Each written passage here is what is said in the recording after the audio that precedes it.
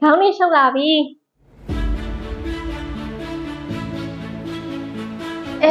ဒီလားစုလေးကခွင့်ယူထားတာပဲပြန်တော့ရအောင်မယ်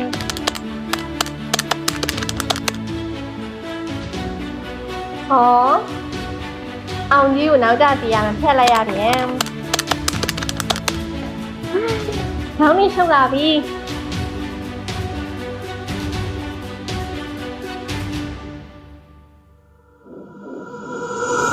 ဒီနေ့ပေးဒီပဲလစာတော့ရအောင်မယ်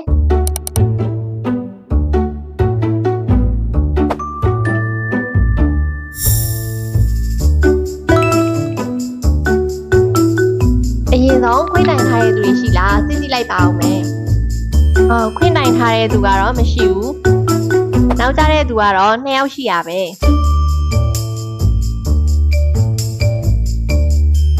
ပေးလို့တွက်ရမှာဆိုတော့ attendance လေးအရင်ထည့်လိုက်ပါအောင်မယ်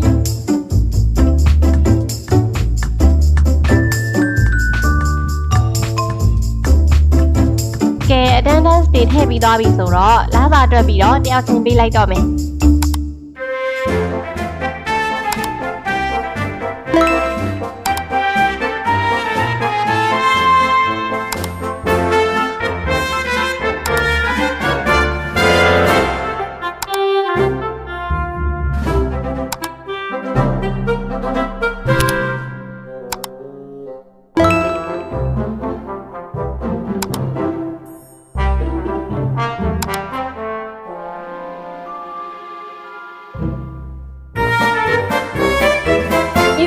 ဆော်ဝဲနေမှာပဲစင်မြည်သွားတော့တယ်